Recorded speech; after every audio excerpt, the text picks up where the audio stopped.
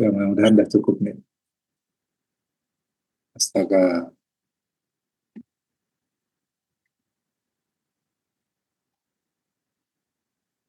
Siapa Korti kelas B ini atau D? Saya Korti kelas B, Dok. Atas nama Feby. Feby. Feby yang anu ya, jagain ininya ya.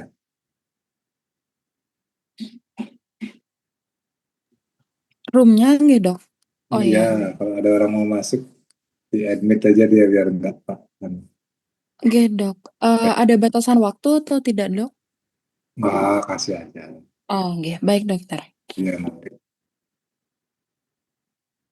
keluar juga boleh, masuk boleh. Santai. Oke, selamat sore adik-adik semua. Ini materinya semua sudah ada di OASE ya. Ada 3 materi di sana. Jadi ada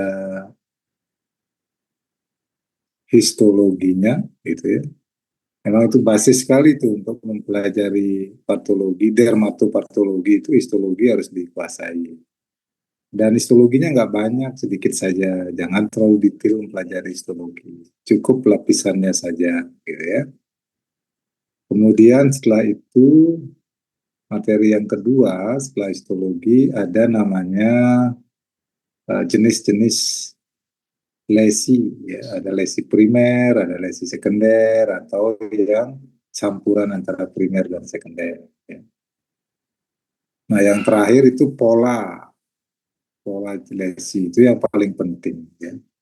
Itu yang dipakai bekal nanti kalau melakukan diagnosis di kemudian hari. Ya. Jadi kata kuncinya diagnosis. Jangan sekali berpikir tentang terapi atau pengobatan karena itu nanti adik-adik akan pelajari di mata kuliah yang lain, di mata kuliah internal misalnya penyakit dalam, ya. Nah, sekarang Pak coba share materi sedikit-sedikit ya. Share screen, mudah-mudahan dia bisa nih, start podcast.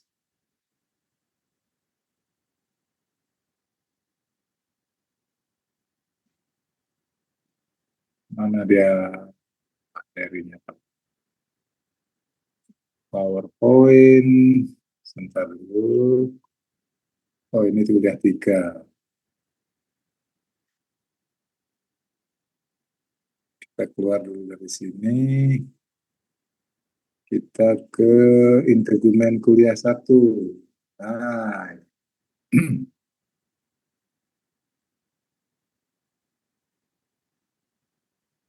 kelihatan nggak dia nih? Terlihat, Dok. Terlihat, Dok. Sistem integumen. Ya. Wah, ini udah lari-lari sendiri dia. Sistem integumen telaah umum. Ya. Nah, jadi ini adalah studi tentang kulit itu. Pada hakikatnya adalah jembatan antara bagian klinik dan patologi. Jadi kalau adik-adik praktek, ya sama seperti patolog saja layaknya ketika membahas kulit. Gitu ya. Karena evaluasi PA dalam patologi kulit itu sama dengan evaluasi dermatologi pada ilmu klinik. Nah, kasusnya relatif banyak nih, ya, dibandingkan dengan sistem lain. Karena kulit adalah organ atau sistem terbesar di tubuh. Dia membungkus seluruh tubuh hewan. Kemudian potensial diganggu oleh faktor-faktor eksogen dan endogen itu tinggi sekali.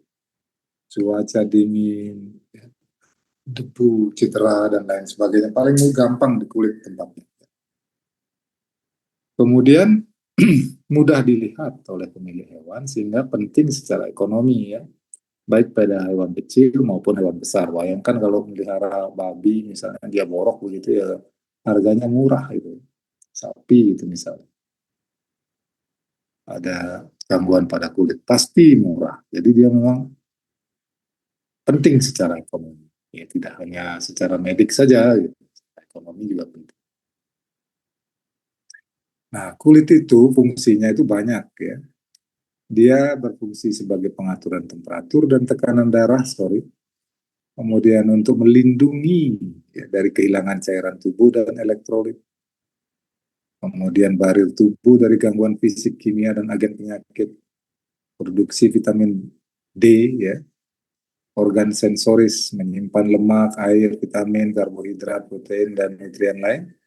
Fungsi menyerap, ya, tapi tidak primer, ya, fungsi karena dia epitel squamous berlapis namanya, sehingga fungsi menyerap itu tidak primer. Kalau yang silindris simplex, nah itu baru dia.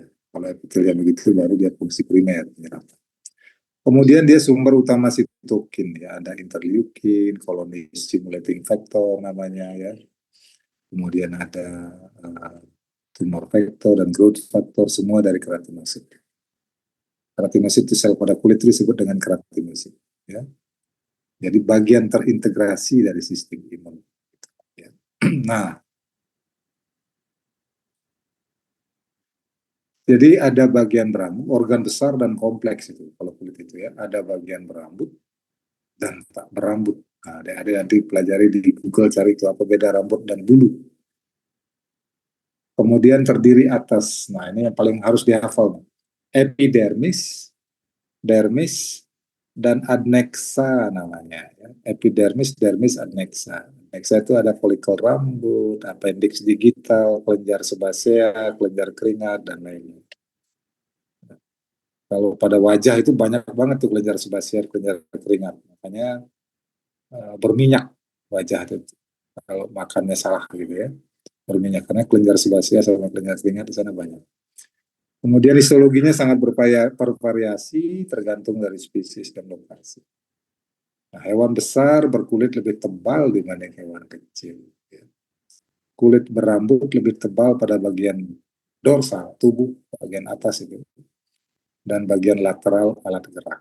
Namun cenderung tipis pada bagian ventral dan medial alat gerak. Ya. Kenapa demikian? Karena itu mungkin karena paparannya terhadap dunia luar itu lebih tinggi pada bagian dorsal ketimbang bagian ventral, dia lebih terlindung, jadi tidak perlu tebal. Kemudian ada namanya area subkutan, itu konektor antara epidermis dan dermis dengan fascia maupun muskulatur. Ya, kurang lebih seperti inilah, seperti inilah, ya. Jadi ada epidermis, perhatikan tuh epidermisnya, ya, ada bagian dermis dan ada bagian hipodermis. Nah, kelenjar sebasea ada di dermis, ya. Kemudian ada musculus arrector villi, ada kelenjar keringat, ada folikel rambut yang sampai ke hipodermis, yang memanjang dari epidermis sampai ke bagian bawah sekali, folikel rambut. Nah, epidermis sendiri, sekarang kita perhatikan bagi lapisan paling atas tuh yang berwarna apa itu, ungu, ya. Ada namanya epidermis. Ya. Ini adalah bagian terluar, kemudian pelindung pertama dari invasi substansi asing. Sel prinsip, sel utama epidermis disebut dengan keratinosit. Nah, epidermis terbagi atas 5 lapisan. Itu mulai dari paling bawah itu, SG, stratum germinativum, SS, stratum spinosum, SGR tertulis di sana, stratum granulosum. Kemudian stratum lucidum, ya. Nah ini nggak kelihatan di sini karena memang dia hanya pada kulit tertentu itu lucidum. Lucidum artinya lapisan yang cerah, jarang terlihat pada pewarnaan, ya. Karena dia lucid itu putih artinya cerah, jernih gitu, ya. Kalau granulosum pasti kelihatan karena granul, banyak granul, gelap, pigmen di sana. Itu bagian gelap itu SGR itu. Kemudian yang paling atas stratum corneum itu lapisan tanduk itu, di mana keratinosit akan bermigrasi ke permukaan dan lepas dari epidermis melalui proses yang disebut dengan desquamasi. Jadi desquamasi adalah itu lepasnya keratinosit, ya, karena sudah mati dia lepas, ya. Sehingga kulit cenderung berkerak gitu kan. Tapi sekarang sudah jarang kulit berkerak karena adik-adik atau semua orang sudah sering memakai hands and body lotion, ya. Jadi udah kulitnya udah rapi, lapisan tanduknya sudah hilang, ya, berminyak, sudah dilapisi begitu. Nah, kita lihat satu persatu dari bagian bawah yang disebut dengan stratum germinativum, SG itu. Ini adalah pabrik sel germinal untuk regenerasi lapisan di atasnya. Jadi ini nggak boleh rusak. karena pabriknya ada di sini. Nah, pabrik ini dia persis ada di atas dermis. Dia berbatasan dengan dermis oleh lapisan tipis yang disebut dengan membrana basalis.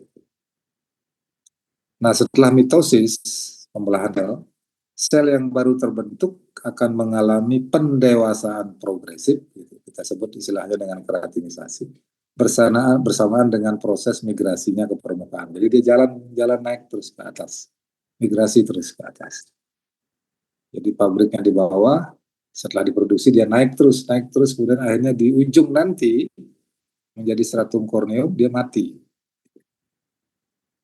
Nah, sorry.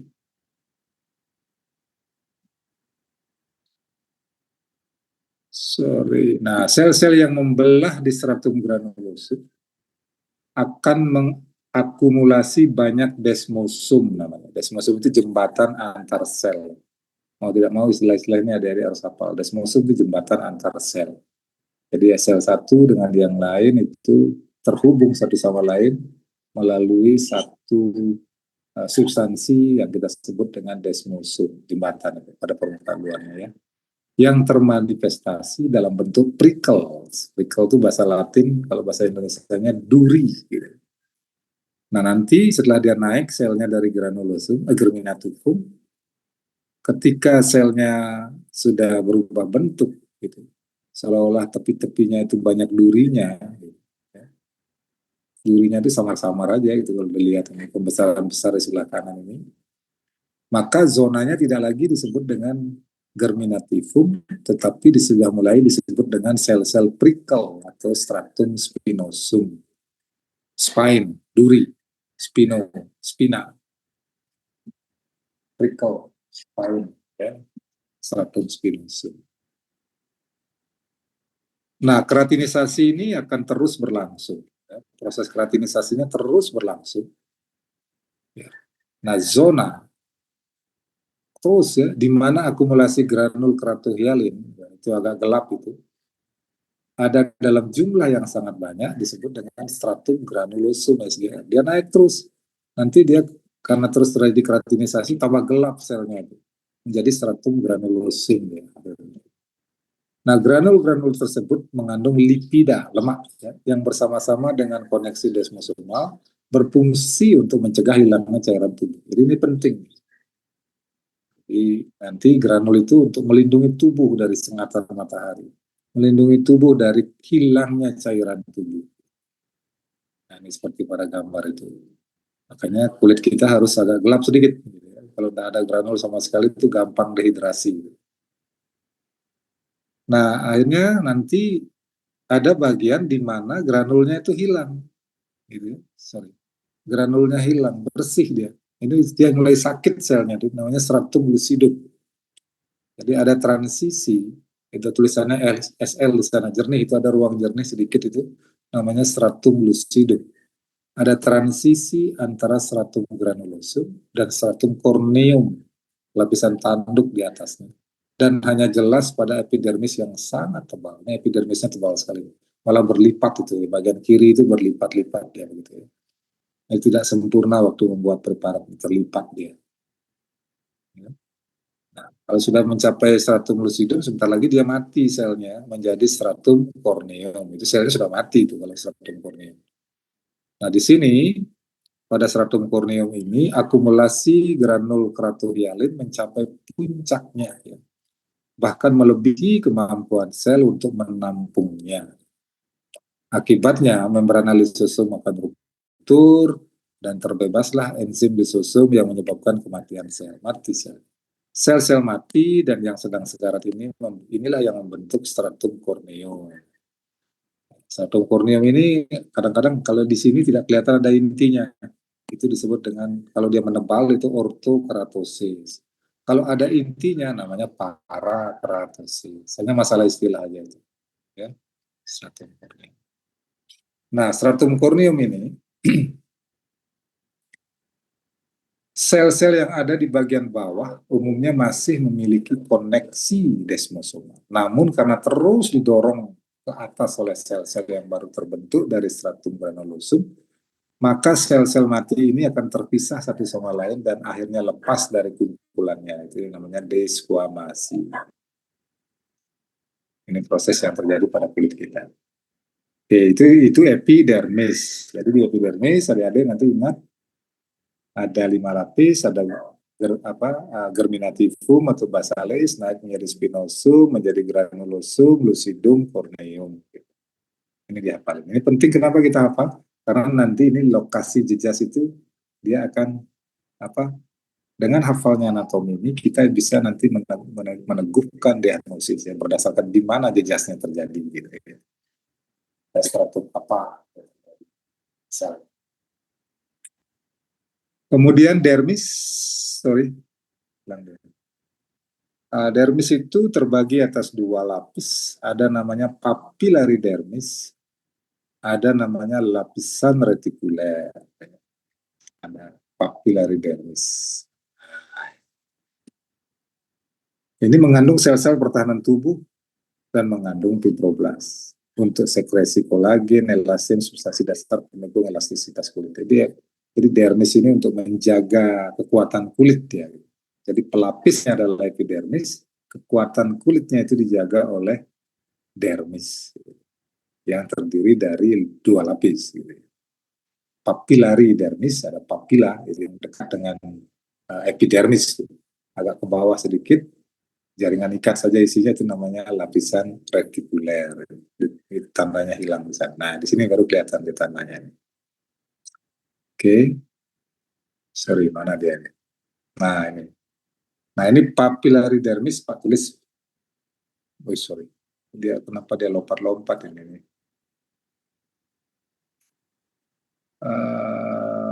Sorry, PD itu papillary dermis, itu mengandung jaringan vaskuler untuk suplai nutrien. Jadi nanti pembuluh darah itu banyak di papillary dermis. Kalau ada perdarahan pada kulit itu berarti yang rusak itu adalah papillary dermis. Kemudian dia ini karena di sana ada pembuluh darah banyak, maka dengan naik atau turunnya aliran darah, panas bisa ditahan atau dilepas.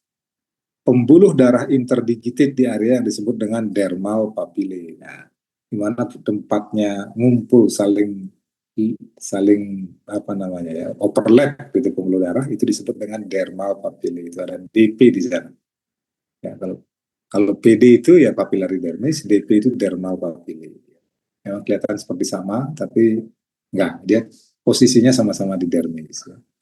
Nah, papillary dermis itu mengandung terminal saraf sensoris bebas dan struktur yang disebut dengan corpuscula Meissner pada area yang sangat sensitif. Jadi mengandung saraf, intinya ada saraf papillary dermis. Nah, ini gambar dari corpuscula Meissner. Ya.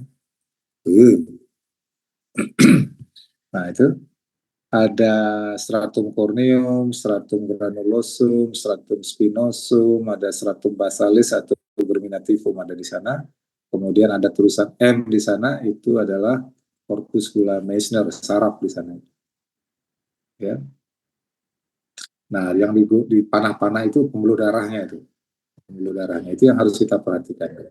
Ini pembuluh darahnya cantik banget, masih sehat ya. Sehat walafiat, belum ada gangguan. Endotelnya masih kelihatan sempurna. Ya, yang penyusun pembuluh darahnya. Gitu. Oke, ada itu papillary dermis. Sekarang kalau lapisan retikuler atau RD terdiri atas jaringan ikat padat, itu RD ini, tak beraturan yang berbeda dari lapisan papiler, ya, yang tersusun utamanya atas jaringan ikat longgar. Ya. Ini isinya jaringan ikat longgar. Penting dalam rangka kekuatan dan elastisitas kulit serta rumah bagi struktur epitel, ya. Di sini tempatnya nih. Penjaga kulit itu ya lapisan retikuler. Ya. Nah, ini perhatikan epidermis, kulit tipis, dan folikel rambut dengan glandula sebasea. Sorry. Nah, ini kalau kulit itu epidermisnya di bagian atas tuh lepas-lepas tuh pasti korneum gitu ya. Kemudian SG ada glandula sebasea, sebaceous gland gitu bahasa Inggrisnya. Ini contoh-contoh tampilan aja dari ada kelenjar di sini. Nah, ini tampilan lain untuk lebih elemen-elemen pada kulit. Nanti adik-adik baca sendiri saja ini. Ya, mana stratum corneum, mana spinosum, mana basales, ada red peg namanya, menonjolan ke bawah, ada clear cell atau lucidum, ya, clear cell jernih, lucidum, gitu. Ada papilla dermal, itu tonjolan-tonjolan dari dermis, itu papilla dermal, jadi dermisnya naik sampai ke eh, menyeruak ke arah epidermis, gitu. Itu namanya dermal papille, ya. Nah, kurang lebih seperti itu. Ini tampilan lain lagi. Nah, sama. Ini stratum corneumnya tebal sekali. Ya. Nanti silahkanlah ini dilihat-lihat apa namanya. Kemudian ada struktur-struktur lain itu tidak begitu penting menurut Pak dalam konteks patologi, tapi kalau mau apa ada bisa pelajari sendiri. Oke, Oke, itu dulu bagian histologinya dulu seperti itu. Sampai di sana ada yang mau ditanyakan untuk histologinya.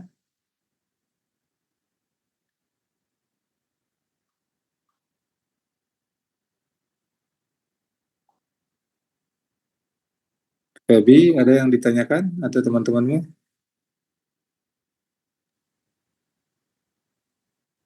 Atau sudah cukup jelas? Sudah cukup jelas, dokter. Oke, Sampai sekarang sudah jelas, dok. ya, isi itu ya. Nanti kalian tinggal di ini aja. Apa namanya? Ya, dibaca beberapa kali untuk menghafal itu butuh waktu.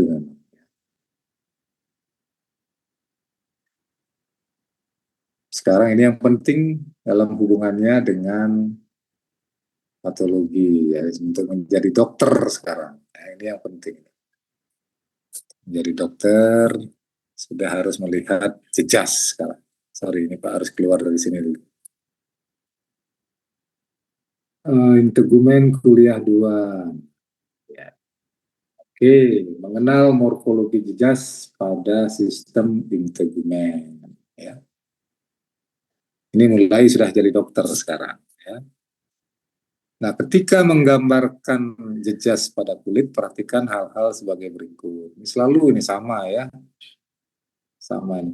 Ukurannya ya, panjang kali lebar, kalau dia melingkar, tipenya apa, bernanah atau tidak, berminyak atau tidak, bentuknya bagaimana, apakah dia di kanan kiri tubuh hewan, apakah dia berbentuk diamond, apakah berbentuk bundar, apakah berbentuk acak gitu. Warnanya gimana? Merah, hitam, gelap, kuning gitu kulitnya ya. Ada pigmentasi apa tidak gitu ya, melanin. Kemudian apa namanya? Pigmen-pigmen yang berhubungan dengan hati ya, bilirubin dan lain sebagainya. Area permukaannya bagaimana? Dia flat saja, datar atau dia menonjol atau cekung ya. Sebarannya pada tubuh di mana gimana. Ini harus diingat ya, untuk menggambarkan jejas. Ya. Nah, kategori jejas itu gampangnya kita bagi dua aja, jejas primer dan jejas sekunder. Gitu. Walaupun sebenarnya nanti dalam realitanya kita akan menemukan jejas yang campuran. Ya. Jejas yang campuran. Sebentar dulu ya, ada anak-anak sebentar.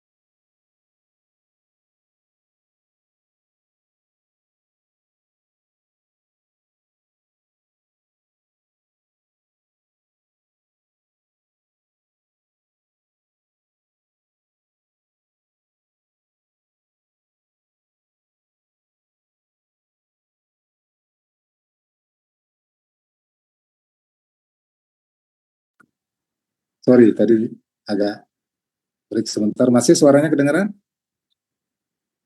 Masih dengar dok. Kedengar dok. Iya, ya maaf, tadi ada yang sedikit ya. Nah, ada jejas primer. Jejas primer itu yang terjadi secara spontan, langsung. Ya. Itu manifestasi dari penyakitnya langsung. Kalau sekunder ya asalnya dari primer. Kemudian karena digaruk dan lain sebagainya, dia berubah bentuk ya. Berevolusi dia dari jejas primer menjadi jejas sekunder. Ini karena ulah si pasien sendiri. Nah, kategori morfologinya kurang lebih seperti ini. Nanti adik-adik akan mengenal namanya makula. Ada purpura, ada papula, ada nodul, tumor, kiste, pustula, will, ya, angioedema.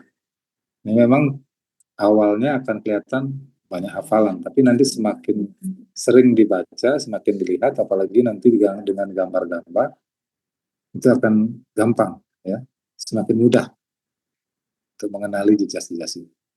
Kalau yang sekunder ada sisik atau skill, epidermal kolaret namanya, ada kerak atau krusta, ada scars, ada ulcer, ada ekskoriasi, likanifikasi, hipo atau hiperpigmentasi, komedo, hiperkeratosis, dan fisuram.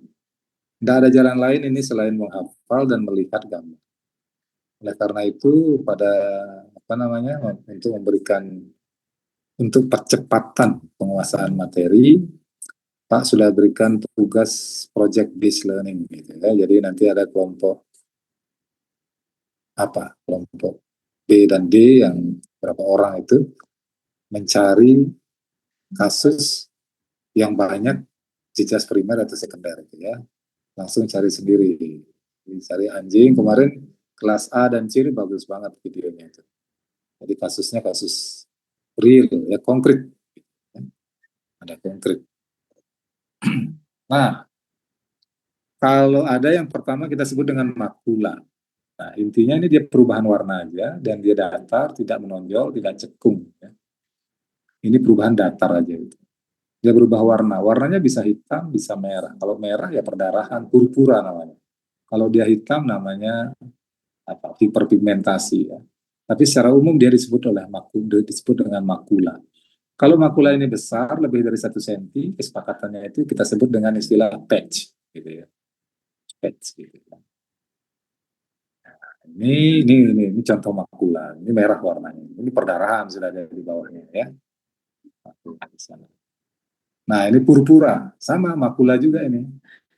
Purpura ini sudah murni perdarahan, ya. Ketika trombosit normal tidak cukup untuk membuat pembuluh darah yang rusak atau mencegah kebocoran, ini muncul. Pada kasus erysipelas pada babi, ini kalau pada anjing ya banyak kasus ini, pada kasus infeksi biodermal dan lain sebagainya. Nah, purpura itu diameternya antara 4 sampai 10 mm. Jika diameternya lebih kecil dari 4 mm, kesepakatannya kita sebut dengan petechiae. Kalau dia lebih besar dari 1 cm, kita sebut dengan ekimosis. Itu kurang lebih. Nah, pertanyaannya ketika kulit itu berwarna merah, bagaimana kita tahu itu adalah perdarahan atau hanya kongesti atau eritrema biasa, ya, kemerahan biasa. Kongesti atau hiperemi, gitu ya. Maka ada teknik sederhana yang Pak sebut dengan nama diaskopi, gitu ya. Diaskopi. Jadi pakai gelas objek biasa, nanti Pak carikan anunya, ini gampang, nanti kita bisa, mudah-mudahan di praktek bisa kita praktekkan. Jadi pakai gelas objek, tekan aja pada jejas, jika warna merah hilang, hilangnya sesaat, itu berarti kemerahan akibat kongesti. Tapi ketika kalau dia perdarahan, warna merahnya tetap ada. Ya, itu perdarahan artinya.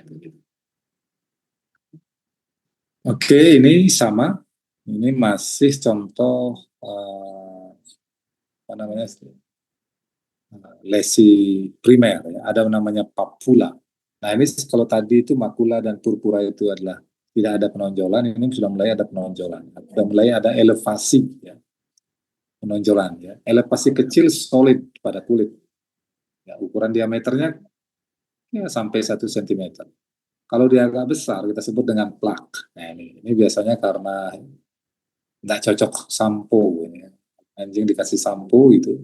Nah, seperti itu, merah, ruam-ruam begitu dia. Kalau dia ini impetigo, gitu. seperti yang di kiri itu, kecil-kecil ya, jejasnya.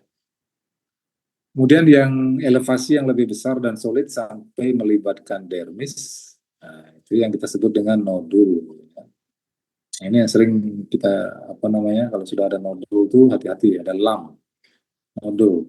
Apakah dia nodul karena reaksi tubuh semata atau mungkin ada pertumbuhan baru atau neoplasia, tumor. Nah, ini yang harus kita hati-hati. Elevasi kecil, solid, berbatas jelas, berdiameter lebih dari 1 cm. Yang biasanya meluas hingga ke lapisan kulit yang lebih dalam. Contoh nodul yang sudah ada ulcer di permukaan. Ini sudah diidentifikasi sebagai mast cell tumor pada abdomen ventral seekor anjing. Ya. Tuh, ada ulcerasinya tuh. Jadi nodul-nodulnya sudah banyak ulcerasi. Oke. Nah, ini yang sering sekarang dilihat, ini ada kiste, ada cairan di perbungkus, ada epitel. Cairannya dibungkus oleh epitel seperti itu yang kita sebut dengan cis. Jadi ada ruang berdinding epitel mengandung cairan atau material solid. Ya. Penampakannya ini bisa halus, berbatas jelas. Kalau kita sentuh bisa fluktuatif. Kadang-kadang dia agak solid. Tapi tetap ada unsur liquid cair. Nah, ini gambar kiste kelenjar apokrin multiple pada kaki seekor anjing. Ini contohnya. Ya. Nah, ini adalah pustula. Pus nanah artinya itu. Ada elevasi kecil berbatas jelas pada kulit yang dipenuhi oleh nanah. Nanah aja isinya, yang bintik-bintik putih itu. Lokasinya biasanya intraepidermal atau folikular. Ya.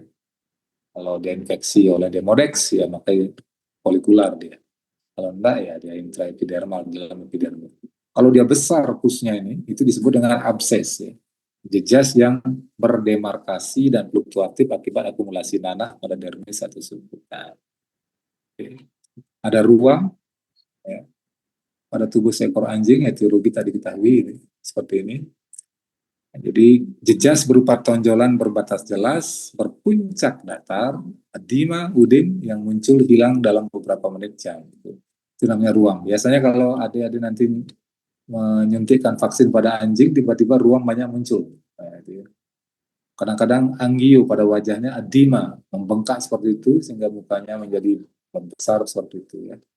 Ini harus segera diberikan epinefrin, ya, epinefrin atau antihistamin karena ini reaksi alergi. Ya. Kemudian ada vesikel, nah ini pada kasus mulut dan kuku akan ada cairan jernih saja begitu, ada elevasi pada kulit berbatas jelas dipenuhi cairan jernih, ya, diameternya hingga 1 cm. Kalau dia besar lebih dari 1 cm kita sebut dengan nama bula. Nah nanti pustula, vesikula, abses dan lain-lain ini, dia kadang-kadang tidak kita lihat, dia sudah pecah. Nah itu menjadi reaksi sekunder, menjadi lesi sekunder. Nah ini sisik, ya, ketombean ini. Contoh gambar sisik pada anjing penderita hipotiroid ini ya. Papula dan epidermal kolaret pada anjing penderita pioderma superficial. Nah seperti itu, ini banyak ini kasusnya. Nah, jadi kolaret kalung, epidermal kolaret ini. Dan awalnya dia pasti pustula atau vesikula. Kemudian ini kalau dia nempel terus, jadi cairannya terus nempel dan mengering, dia akan menjadi kerak, krusta. Jadi pada dasarnya eksudasinya tinggi ya. Eksudat yang sudah kering pada permukaan jejas itu namanya krusta. Ini contohnya ada, dilihat saja. Nah, kalau luka-luka bakar, ini contoh scar, ya, luka parut. Nah, seperti ini, kalau sembuh menjadi seperti itu dia ya. Bulunya sudah hilang, dan dia yang tersisa tinggal itu. Nah, ini ulcer, ada erosi, biasa ya. Kalau dia erosinya itu dangkal, ulcernya itu ini ada eksporiasi, itu eksporiasi terkelupas. Jadi epidermisnya hilang. Epidermis superficialis akibat garukan, gigitan, gosokan hilang. Maka kita sebut dengan istilah ekskoriasi. Ya. Babak belur. Kebanyakan ekskoriasi adalah disebabkan oleh pruritus biasanya. Nah, kadang-kadang nggak ada perubahan apa-apa, hanya hipopigmentasi saja, kehilangan pigmen. hilangnya melanin epidermal, berkurangnya pigmen rambut. Nah, ini disebut dengan leukotrichia bahasanya. Nah, kalau rambutnya masih ada, maka hipopigmentasi itu disebut dengan vitiligo. Pada orang pun nanti ada akan banyak lihat tuh, tiba-tiba ada bagian mulutnya di ujung dan sebagainya, dia hilang pigmennya itu ya. Vitiligo namanya. Maka terapinya nanti, ya, kalau kita bicarakan terapi, tapi kita tidak bicara itu di sini, hanya sepintas saja Pak sampaikan, ya terapinya terapi pigmen, disuntik langsung di epidermisnya. Nah, ingat pigmen itu ada di stratum granulosum. Nah, di sana disuntikkan dia. Nah, kadang-kadang dia tidak hipo, tapi hiperpigmentasi, melanin epidermal dan kadang-kadang dermal. Kelebihan pigmen itu disebut dengan melanotrichia. Rambutnya pekat, hitam pekat gitu ya. Tidak normal warnanya. Kalau yang hipo, itu bulu rambut itu disebut leukotrichia. Leuko itu putih kan. Trichia. Orang tua ini biasanya leukotrichia dia. Kalau yang masih muda gitu ya, masih melanotrichia. Nah, ini jejas kronis yang disebut dengan likenifikasi, penebalan dan pengerasan kulit ditandai dengan eksagerasi lipatan-lipatan kulit superficialis seperti ini. Ya, sudah melipat ini pasti kronis. Ini hiperkeratosis, jadi stratum corneumnya sangat dahsyat, banyak, ya, meningkat, kita sebut dengan hiperkeratosis. Kalau secara histologi dia berinti, maka kita sebut dengan parakeratosis. Kalau tidak berinti selnya, kita sebut dengan ortokeratosis. Ini akan beda, ya. Beda apa namanya interpretasi nanti. Contoh gambar-gambar seperti ini ada pada kasus-kasus pemphigus. Contohnya pemphigus foliaceus namanya. Apa itu pemphigus? Nanti pada slide selanjutnya Pak akan sampaikan.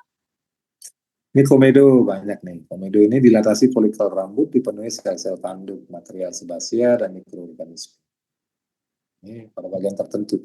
Jadi tidak semua tubuh gitu ya gampang kena komedo. Bagian muka itu misalnya kalau Anda itu kalau orang ini bagian muka karena di sana memang kelenjar sebasianya banyak di bagian muka. Jadi kalau ada sumbatan malas cuci muka ya dia akan tersumbat muncullah komedo. Ya. Itu seperti ini. Ini adalah visura, celah tebal, reaksi kronis, pembelahan linier melalui epidermis ke dalam dermis di bawahnya. Visura biasanya terlihat sebagai akibat hilangnya elastisitas kulit. Nah, pada anjing misalnya dengan apa yang disebut sindrom hepatokutan, ya, hiperkeratosis dan retakan pada alas kaki seringkali menyebabkan ketimpangan, dan enak jalan dia. Nah, ini yang paling gampang dilihat, ya, rontok rambut, ya, alopecia, bisa primer, bisa sekunder. Ya, kalau radang itu penyebabnya radang ya sekunder. Kalau penyebabnya endokrin, kekurangan zat besi misalnya ya itu primer. Oke, itu dulu. Ada yang perlu ditanyakan di sini atau mau diperjelas? Mana nih? Chandra Dewi, mana dia? Saya Gimana? sudah cukup jelas nih dok. Sudah, tinggal dianu aja ya, tinggal banyak berlatih ya. Lihat gambar, lihat istilah, kamu print, tempel di tempat-tempat tidur gitu ya. Di baru pagi gitu langsung diingat. Karena nanti kasusnya yang paling banyak kalau kalian praktek ya itu ya integumen. Paling banyak ini ya. Jangan sampai salah diagnosis. Kalau salah diagnosis, terapinya salah. Ya. Oke, kalau nggak ada, Pak lanjut sama yang terakhir, yang paling penting nih. Kita akan membicarakan pola jejas. Ya, pola jejas ini penting. Ini agak sulit ini, tetapi dengan semakin sering ada adik membaca, Anda membaca, maka dia akan semakin mudah. Ya. Tidak punya pilihan lain kecuali sering-sering membaca. Ini kita keluar dulu dari integumen kuliah 2. Nah, ini integumen kuliah, sorry, ini kuliah 1 lagi nih. Integumen kuliah 3. This is where terlalu sensitif dia. Nah, ini namanya bagaimana kita membangun diagnostik berdasarkan morfologi jejas. Gitu ya. Jadi bentuk jejasnya ini. Gitu. Memang sekarang ada teknologi untuk diagnostik banyak, tapi hati-hati ya, jangan maka diagnosis yang ideal itu apabila berbasis morfologi jejas. Ya. Jadi adik-adik jangan tergoda langsung ke diagnostik etiologi namanya. Bilang skabies gitu misalnya. Nggak boleh, ya morfologinya dulu seperti apa.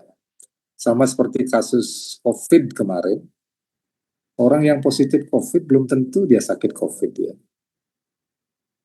Positif COVID hanya menunjukkan bahwa ditemukan agen, ya dalam hal ini adalah virus, di tubuhnya sebatas itu. Tapi apakah agen itu menyebabkan proses penyakit, ya belum tentu. Kalau dia respon imunnya bagus, ya nggak masalah. Kayak gitu ya. Nah, begitu juga dengan penyakit-penyakit yang lain. Ya. Jadi dilihat proses, ya, dilihat morfologi yang diakibatkan oleh penyakit itu. Ya. Nah, lokasi respon terhadap cedera itu banyak ya. Kita harus perhatikan betul di mana lokasinya dulu ya. Apakah di epidermis? Apakah di dermis? Apakah di hipodermis atau adnexa? Atau lesi tersebut terjadi di seluruh unit kulit gitu. Diperhatikan ya. Nah, misalnya kalau dia di epidermisnya, perhatikan stratum-stratumnya epidermis ada stratum corneum, ada lucidum, granulosum, ada spinosum, basale, dan di bawahnya ada dermis. Nah, perubahan apa saja yang biasanya kita temukan pada epidermis? Satu, itu perubahan pertumbuhan dan diferensiasi. Ada namanya hiperkeratosis, ada namanya hiperplasia, ada namanya diskeratosis, ada namanya apoptosis. Itu semua di epidermis. Ada namanya nekrosis, ada hipoplasia dan atrofi. Semua ada di epidermis. Ada bisa di googling aja itu apa. Hiperkeratosis pasti penebalan. Hiperplasia penebalan selnya bertambah banyak. Kalau hiperkeratosis selnya tidak bertambah banyak, tapi dia menebal karena tambah besar itu misalnya. Ada diskeratosis itu hilang justru. Apoptosis selnya mati, nekrosis selnya mati juga. Nah, adik-adik sekarang pelajari apa beda apoptosis dan nekrosis. Hipoplasia itu lawan dari hiperplasia, berkurang selnya. Terus berkurang sampai kemudian menjadi mengecil, itu namanya atrofi. Nah, perubahan yang lain pada epidermis yang bisa kita lihat itu namanya perubahan adesi ya. Ada udem bisa, ada akantolisis ya. Jadi jembatan antar selnya hilang. Ada vesikula, itu ya, ada pustula juga. Ada peradangan pada epidermis, ada eksositosis, pustula, krusta, semua peradangan. Ada perubahan pigmen, ada hiperpigmentasi dan hipopigmentasi. Nah, perubahan pada dermis, ada perubahan pertumbuhan atau perkembangan, ada atrofi, fibroplasia, dan seterusnya. Ada gangguan degeneratif di sana. Ada gangguan yang ditandai dengan deposisi pada dermis, ada amyloidosis, musinosis, ada deposisi kalsium, dan yang paling sering ya dermatitis, radang. Kemudian ada perubahan pada adnexa dan keseluruhan unit kulit. Ada pertumbuhan dan perkembangan juga, ada atrofi, ada hipertrofi, displasia folikuler. Ada peradangan pada adnexa dan paniculus, ada perifolikulitis. Jadi radangnya pada tepi folikel rambut, perifolikulitis. Pada folikulitis, pada folikel rambutnya sendiri. Ada furunculosis, folikel juga, tapi keseluruhan. Adenitis kelenjar sebasea, hidradenitis, panikulitis. Gitu. Kadang-kadang keseluruhan unit kulit itu pada infeksi penyakit Fox virus misalnya, semuanya kena. Nah, berdasarkan pola jejas kita mengenal ada 8 pola jejas, ada vesikel, vaskulitis, ada pola vesikular, pustular, nah. Ada pola vaskulitis, ada pola dermatitis perivaskuler. Jadi nomor 2 dan 3 itu dia mirip-mirip tuh. Kalau vaskulitis itu pembuluh darahnya sendiri rusak, sedangkan perivaskulitis ini, perivaskuler ini pembuluh darahnya relatif tidak rusak, tapi merembes. Ya. Jadi sel-sel radangnya keluar, ya. Ngumpul di luar pembuluh darah. Nah, ini tidak radang. Yang keempat, dermatosis atrofik, jarang kasusnya itu. Nah, yang sering nomor 5 lagi, interface dermatitis. Jadi jejasnya itu ada antara epidermis dan dermis ya. Ini cukup sering juga, nomor 6, dermatitis nodular diffusa. Nodul sampai dermis nih, dari epidermis sampai dermis. Nah, ini bagian bawah aja, polikulitis dan furunkulosis bagian bawah. Panikulitis itu bagian lemaknya yang radang. Adnexa ada lemak, bagian lemak, lapisan lemak. Gitu. Seperti itu bilang kurang lebih. Nah, pola vesikulernya seperti ini ya. Patogensisnya silakan dibaca sendiri, tapi Pak ingin menyampaikan, kalau dilihat itu seperti begini. Jadi nanti kohesi antar sel, ikatan antar sel itu hilang, ya, antar keratinosit. Nah, karena dia hilang, gitu, maka terbentuklah formasi vesikel, bula atau klep atau pustula pada area epidermis. Nah, itu kan besi cairan, nah itulah dia jadinya. Kalau cairannya itu ada infeksi bakteri, maka dia menjadi pustula. Kalau nggak ada, dia menjadi vesikula. Gitu. Seperti ini ya. Nah, apa yang menyebabkan kohesi antar sel itu hilang? Nah, itu reaksi radang, misalnya hipersensitivitas tipe 2, tipe 3, itu misalnya. Atau tipe 1 sendiri, bahkan misalnya. Ya, itu respon imun saja itu. Semua kelompok penyakit pemphigus bisa menyebabkan itu. Ya. Infeksi bakteri pioderma juga sering. Ya. Pola vesikular pastular. Nah, berdasarkan kategorinya, ada namanya kata lokasinya itu intraepidermal atau subepidermal. Pengamatan terhadap lapisan epidermis yang menderita jejas serta jenis dan jumlah sel-sel radang yang terlibat akan membantu adik-adik mempersempit diferensiasi diagnosis. Nah, mari kita pelajari dermatitis vesikular pustular intraepidermal sekarang.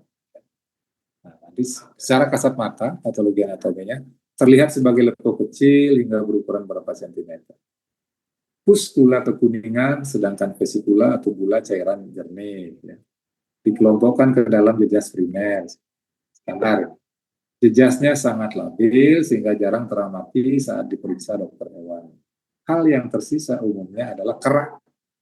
Itu sisa-sisa lekuk.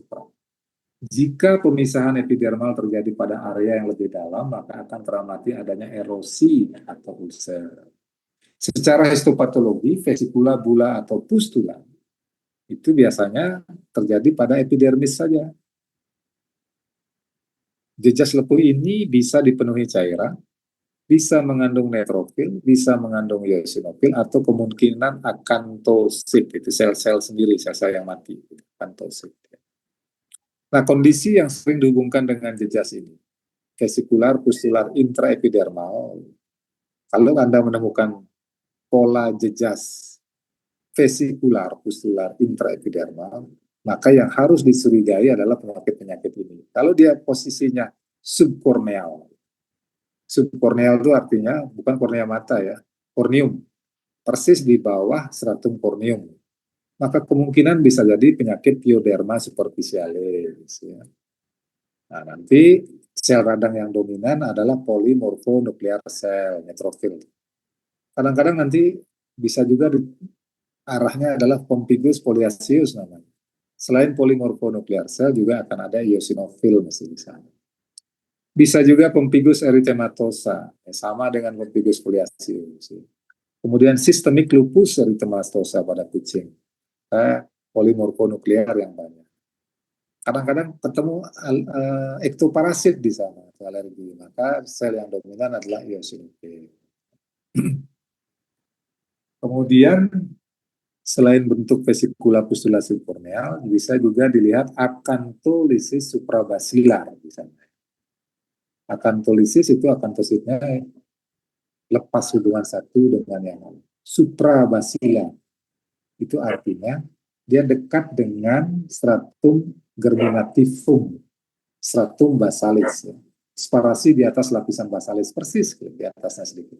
Jadi sel-sel basalisnya tetap pada dasar vesikula, tersusun berderet seperti batu nisan. Nah, ini ciri-ciri penyakit pemphigus vulgaris, satu aja diagnosisnya. Jadi apabila ada menemukan jejas vesikula pustular intraepidermal, dengan karakter akantholisis suprabasilar, maka diagnosisnya pasti pemphigus vulgaris. Sedangkan kalau nanti yang ditemukan vesikula pustula subkorneal itu kemungkinannya banyak tuh, ada 5. Ya. Ada pyoderma, ada pemphigus foliaceus, ada pemphigus erythematosa, ada systemic lupus erythematosa pada anjing, ada ectoparase, ya. Seperti itu.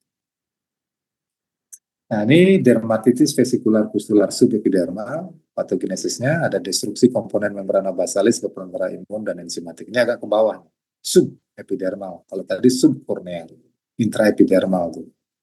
Bisa jadi defek genetik pada struktur komponen membrana basalis, bisa akibat kerusakan fisik terhadap membrana basalis. Seluruh epidermis terpisah dari dermis di sini. Kalau kejadiannya, epidermisnya benar-benar pisah dari epidermis. Nah, penyakit apa saja yang bisa dihubungkan dengan pola jejas itu? Satu, ada namanya dermatosis lichenoid, ya, SLE juga bisa, systemic lupus erythematosa. Ada penyakit-penyakit mekanobulosa, ada epidermolysis bullosa. Ini akibat luka bakar, ya, thermal burns. Ada pemphigoid bullosa, bullous pemphigoid, ya, dan lain-lain. Nah, contoh kasusnya adalah pemphigus foliaceus. Pak tidak akan bacakan ini, nanti adik-adik bisa pelajari sendiri ya, karena ini agak ruwet memang. Tapi cara mempelajarinya lihat gambarnya. Kita sudah siapkan ada beberapa gambar. Jadi intinya adalah perhatikan lokasi vesikelnya. Apakah dia intraepidermal, apakah dia subkorneal atau intragranuler, apakah dia suprabasilar, intravasilar atau subepidermal. Kalau dia intraepidermal, maka kemungkinan infeksi virus itu tinggi. Kalau dia subkorneal, maka kemungkinan terjadinya pemphigus foliaceus itu tinggi. Kalau dia suprabasilar, maka kemungkinan besar pemphigus vulgaris yang terjadi. Intravasilar, kemungkinan terjadi systemic lupus erythematosa. Kalau dia subepidermal, maka kemungkinan pemphigoid bullosa. Itu misalnya. Nah, ini contohnya. Ada pada kuda gitu, ada alopecia yang paling kari merah gitu, dan vesikel juga. Gitu. Kalau dilihat besarin, ya, kelihatan vesikelnya gitu. Kalau dibesarin gitu ya, ada vesikel, ya. Pada areal alopecianya itu ada vesikel. Nah, kalau dilihat di histopatologi yang dia lepas, ini yang bagian kiri ini kelihatan banget. Jadi bagian epidermis dan dermisnya sudah terpisah. Tuh. Ya, sudah terpisah. Silakan. Dan kalau kita lakukan uji imunofluoresen namanya, pakai green labeling, ya ini kelihatan dia warnanya cerah gitu. Itu ada jembatan interselnya kelihatan di sana. Teknologi. Oke. Yang kedua adalah pola vaskulitis. Patogenesisnya ada 3 mekanisme. Yang pertama adalah hipersensitivitas tipe 3. Yang kedua penyakit kulit akibat bakteri. Yang ketiga septikemia atau infeksi sistemik, di mana agen penginfeksi memiliki predileksi terhadap sel-sel endotel, ya, sehingga menyebabkan kerusakan pada sel endotel dan trombosit. Patologi anatominya pasti perdarahan. Perdarahannya bisa PTQ, bisa ekimosis, perdarahan kutan, bisa udin, nah, perdarahan itu saudaranya udin, bisa ulcer, itu saudara misalnya itu, bisa nekrosis, infak iskemia. Kalau kronis, bisa terjadi iskemia parsial menyebabkan atrofi adnexa dan struktur dermis lain. Secara histopatologi, nanti ada leukosit neutrofil pada dinding arteriol, ya, atau venula dermis subcutis. Kemungkinan ada nekrosis fibrinoid pada dinding pembuluh darah. Ada vaskulitis leukoplastis, nanti akan ada leukoplastis itu pecah sel darah putihnya. Ada perdarahan, ada deposisi fibrin, trombosis, infak, dan iskemia. Nanti perhatikan dilihat di sini. Nah, kondisi apa yang berhubungan dengan vaskulitis adalah SLE, ada erysipeloid cruciopathiae septicemia, ini pada babi itu. Diamond skin disease namanya. Ada infeksi rickettsia juga, di sini nggak ada, di negara-negara yang beriklim dingin ada rickettsia, ada Rocky Mountain Spot Fever. Itu di US banyak tuh. Ya, dan ini sangat zoonosis tuh ya, Rocky Mountain Spot Fever itu sangat. Nah, yang banyak di negara kita ini erysipelas, kasus pada bayi. Jadi penyebabnya adalah bakteri Erysipeloid cruciopathiae. Nah, seperti ini dia. Jadi gambaran nyata perdarahan dan area hitam, jingga yang mengindikasikan nekrosis iskemik. Seperti itu. Jadi diamond skin disease, perdarahannya dahsyat sekali. Nah, kalau diperhatikan histopatologinya seperti ini, pembuluh darahnya rusak semua. Ya, ada neutrofil dalam dinding pembuluh darah, kemudian ada degenerasi fibrinoid tuh ini yang warnanya agak apa ini, pink gitu ya, degenerasi fibrinoid dari pembuluh darah dan perdarahan dermal. Sorry, panahnya malah hilang. Gimana Pak taruh panahnya? Ya, jadi sel radang juga keluar. Jadi seperti itu. Nah, ini pola yang paling sering, nanti yang paling banyak dilihat itu adalah pola dermatitis perivaskuler. Pola yang paling sering ditemukan, konsekuensi dari berbagai jenis penyakit, tidak spesifik untuk penyakit tertentu, tapi sugestif untuk gangguan hipersensitivitas, ya, reaksi alergi. Diferensial diagnosis dilakukan melalui pengamatan seksama terhadap perubahan epidermal dan jenis leukosit penginfeksi. Ya. Patologi anatominya bisa bervariasi. Jika prosesnya akut, maka bisa diharapkan untuk melihat edema dan hiperemi. Jika kronis, mungkin akan ada dermatitis kronis hiperplastik di sini ya, kulitnya menebal, hiperkeratosis, hiperpigmentasi. AP sama mengikuti PA. Ya, kalau dia akut ada kongesti, ada kerusakan sel endotel, ada edema dermal plus minus spongiosis epidermal namanya, ada marginasi leukosit, leukositnya ke tepi ya, pembuluh darah dalam pembuluh darah dan teragregasi di sekitar pembuluh darah. Ada. Kalau dia kronis akan terjadi akumulasi perivaskular dari limfosit, makrofag, sel plasma, dermal fibrosis dan hiperplasia epidermis. Nah, kondisi apa yang berhubungan karena dia ini barang umum gitu, banyak macam, banyak jenis penyakit bisa terjadi. Bisa akibat dermatitis perivaskuler, akibat irregular epidermal hiperplasia namanya, itu pada kasus acrylic dermatitis, skabies juga bisa digigit serangga bisa, gitu ya. Hipersensitivitas bisa, ada ichthyosis bisa, kekurangan ZN gitu, nanti hewannya kekurangan zinc gitu, bisa kasus malassezia dermatitis, macam-macam. Jadi dia tidak bisa dipakai apa namanya mendiagnosis yang spesifik gitu. Nah ini contoh ini, seekor kuda penderita hipersensitivitas gigitan serangga kulikuidas ini. Jadi kudanya digigit serangga begitu, jadi dia tiba-tiba aja di bagian bulu-bulu, di bagian rambut, di bagian bawah lehernya itu dia rontok gitu. Alopecia dan penebalan kulit dan hiperkeratosis. Nah, ini dermatitis alergi kronis yang terkomplikasi oleh trauma akibat. Nah kalau dilihat histopatologinya seperti ini, ada orientasi sel-sel radang yang mengarah ke vaskuler. Ini perhatikan. Pembuluh darahnya itu perhatikan. Ya. Ini Pak tidak punya apa Pak pakai memberikan tanda sehingga adik-adik bisa melihat pembuluh darah. Tapi nanti dilihat. Pembuluh darahnya itu ini yang dibagi pakai tab ini seperti ini. Ya, jadi intinya pembuluh darahnya masih oke, tapi sel-sel radangnya keluar dari pembuluh darah. Itu namanya perivaskulitis. Nah, ini lebih jelas nih. Perhatikan tuh. Pembuluh darahnya masih oke di tengah yang bulat-bulat itu. Kemudian ada sel-sel radang. Ini kalau pembesaran 400 ini agak besar. Itu yang polimorfonuklear selnya itu agak merah-merah sitoplasmanya itu. Nah, itu dia ada di tepi-tepi pembuluh darah. Itu sudah mulai keluar. Gampang dilihat sih. Ya.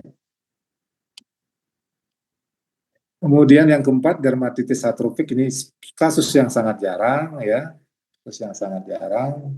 Dia itu misalnya ini pada kondisi yang perlu dicegah pada hiperadrenocorticism, hipotiroidism, sek hormon related dermatosis, ada dermatosparaxis namanya. Ya. Ada sindrom yang disebut dengan Ehlers-Danlos cutaneous system. Tapi intinya nanti akan adik-adik akan lihat begini ya, contoh PA. Kulitnya akan tipis sekali hewannya. Ini contoh pada dasun ya, yang menderita hiperadrenocorticism. Ini bulunya rontok. Dan itu biasanya kalau hormon itu dia bilateral. Kalau bagian kiri kena, bagian kanan juga kena. Atau keseluruhan dia kena. Kulitnya tipis sekali. Dan bahkan ada cutaneous telangiectasia namanya. Ya. Telangiectasia itu artinya itu pembuluh darahnya itu, pembuluh darah yang kecil-kecil itu kelihatan dia. Ya. Itu pembuluh darah yang paling akhir itu. Yang paling akhir kelihatan jernih sekali gitu, kulitnya itu. Gitu. Nah, ini jarang kasusnya ini. Dan kalau dilihat histopatologi HP gitu, ya seperti ini, nggak ada lapisan retikularnya hilang, jebol, gitu. Nggak ada apa-apa. Oke, sekarang lanjut ke interface dermatitis. Sorry Pak agak cepat karena ini nanti memang apa namanya adik-adik akan bisa baca lagi, gitu. Dilihat lagi pelan-pelan, gitu.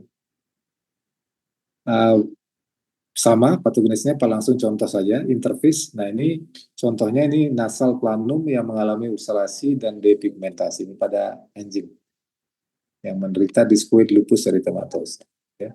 Ini penyakit autoimun nih, di mana antibodi terbentuk terhadap keratinosit basalis. Biasanya di posisi imunoglobulin G, imunoglobulin M, atau imunoglobulin A, pada zona membrana basalis bisa dideteksi dengan imunoperoksidase seperti ini. Nah, secara histopatologi begini. Nah, jadi battle areanya itu adalah di perbatasan antara dermis dan epidermis. Perhatikan tuh di papillary dermisnya itu semua tempatnya kena. Papillary dermis. Jadi warna gelap itu yang menunjukkan ada akumulasi sel radang itu secara pemeriksaan histopatologi ini. Itu ada di bagian atas di dekat epidermis. Tapi tidak di epidermisnya ya. Persis sedikit di bawah epidermis, di atas dermis gitu. Biasanya seperti itu. Kemudian ada dermatitis nodular. Nah, ini sudah nodul ini sudah kronis, sindrom kronis. Ada stimulasi antigen secara persisten mengakibatkan timbulnya respon berfermentasi. Antigen bisa berupa agen infeksi maupun infeksi. Ini contohnya. Nih, anjing mula-mula menunjukkan foto sebelah kiri itu menunjukkan adanya nodul kompak non ulcer ya, pada dinding torak di bagian caudal siku. Ini nodulnya itu kelihatan. Kemudian nodul penderita nodul kutan nampak berulcer pada kaki. Ini lihat. Nodulnya bisa luka. Nah, sudah terbentuk ulcer, jorok sekali begitu. Nah, kalau nodulnya seperti ini kelihatan. Nah, kalau kita periksa biasanya penyebabnya ini penyakit-penyakit kronis. Ini contoh di sini dengan pewarnaan tertentu dengan histopatologi kelihatan warna hitam ini jamur nih. Jamur ya, jamur zygomycetes namanya. Dengan gomori, metanamin silver pewarnaannya itu. Jamur ya. Nah, ini yang nanti yang akan paling banyak ditemui karena ini adalah disebabkan oleh yang suka masuk folikel itu adalah atau furunculosa itu demodex nih. Nah, ini biasanya demodex kalau tipenya folikulitis itu biasanya demodex gitu. Itu parasit ya biasanya. Nah, ini ya. Seperti ini wajahnya itu. Pasti bagian muka tempatnya. Kenapa bagian muka? Lagi-lagi itu kelenjarnya di sana dominan. Ya. Nah, kalau di histopatologi ya kelihatan seperti ini. Jadi orientasi folikuler dari infiltrasi sel-sel radang itu bagian kanan. Ini perhatikan lihat ini. Tuh. Sel radangnya bagian bawah, folikel bulunya di bawah, di atas itu dari atas lihat itu ya. Ini agak gelap-gelap ini itu kumpulan sel radang itu. Ya. Folikel rambut penuh demodek itu di bagian tengah, ini demodek itu berbentuk di tengah-tengahnya folikel rambut banyak banget demodek ini yang panjang-panjang ini remnant demodek dikelilingi oleh piogranuloma epitel folikel hancur sempurna ini sebelah kiri ini sini dia nanah sudah terbentuk di sini demodek ya. Panikulitis, nah ini pada jaringan lemak nah ini ya, agen penginfeksi dermatitis nodular diffusa. Nah ini kasusnya agak jarang, tapi ya bisa jadi juga ya. Ini kurang biasanya akibat iskemia, defisiensi vitamin E kurang, antioksidan ya. Penyakit autoimun juga bisa. Nah ini contohnya. Mycobacterial, spesies atypical. Ini ulcer basah pada abdomen begini. Ini karena jaringan lemak, ya seperti biasa, lemak itu pasti basah jadinya itu ya. Cairannya tinggi, cairan lemak gitu basah. Dan histopatologinya jelas ya. Ini seperti lemak semua. Banyak rongga-rongga kosong yang isinya sebelumnya adalah lemak, tapi dalam proses jaringan itu dia terserap sehingga dia muncul jaringan kosong. Ini yang bundar besar ini adalah lemak yang besar itu jaringan lemak. Ya. Jadi peradangan terpusat merusak area subkutan. Lobulus lemak dikelilingi oleh radang piogranulomatosa. Itu yang bundar itu, ruang kosong itu lemak itu dulunya. Tapi dalam proses pembuatan jaringan ada silol, ada alkohol, lemaknya diserap dia. Jadi yang tinggal adalah ruang kosong. Oke, gitu dulu.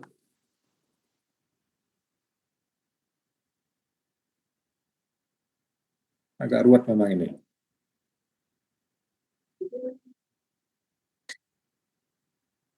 Mana Sinta? Sinta Cahya Rani. Halo?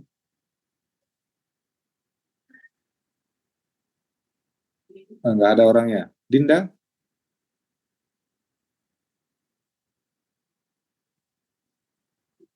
Ada orangnya Dinda ini? Tuh, Feb, suaranya apa? Masih kedengeran nggak? Terdengar, Dok. Masih terdengar dong? Ya, kenapa ini tidak ada respon dari teman-teman ini? Mungkin dia nggak dengar, mungkin nggak masuk suaranya Pak. Oke, yang dengar saja. Gimana? Ini agak ruwet memang, tapi lagi-lagi kamu, kalau kalian tekun, pelajari, tak perlu baca 3 kali aja. Slide yang Pak Sam berikan itu pasti akan mudah ya.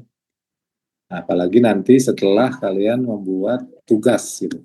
Siapa yang kebagian buat tugas untuk integumen? Buat video? Kelompok saya, Dok. Siapa saya itu? Feby. Oh, Feby yang malah kebagian. Oke. Feb, kamu diskusi sama kelompok A sama C ya. Tanya, Baik, Dok. ya. Ada teman di sana? Ada, Dok. Nah, itu ngobrol gimana anunya, pesannya Pak Guswin bilang gitu. Kamu ikuti aja biar cakep jadinya ya buat videonya. Yang sana bilang. Nah, nanti semakin banyak kamu bisa menjelaskan tipe-tipe lesi sana, maka semakin bagus. Karena tidak hanya Pak yang menilai, kalau Pak pasti akan berikan nilai besar, tinggi. Kan di bagian Monef FKH juga, karena ini PBL, nilainya 50%. Ada Bu Werdi di sana, ada siapa lagi itu ya, ada Pak Suarsano mungkin gitu ya. Bagian Monef pada hafal tuh siapa yang Monef. Nanti itu di Anda, kalau sudah Anda presentasikan, nanti Pak kritisi, kemudian Pak berikan saran ya. Mau kamu perbaiki, kalau sudah oke, kamu sudah bilang oke, maka Pak akan buka slotnya untuk kamu submit di OASIL. Gitu ya, Feb ya? Baik, Dok. Ya. Oke, itu mungkin yang bisa Pak sampaikan.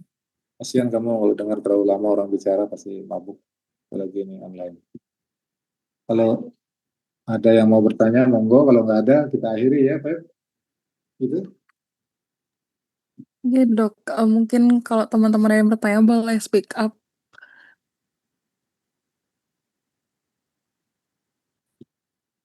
Ada? Oke, tampaknya mereka nggak ada apa-apa lagi. Ya, Feb, gitu mungkin. Mana lagi Korti yang satu lagi? Kelas B. Febi kelas A, B ya? Yang kelas D siapa Kortinya? Saya Nggi dokter, ada Bira. Mana kamu Pak cari dulu ini? Coba kamu ngomong sekali lagi, Anggi.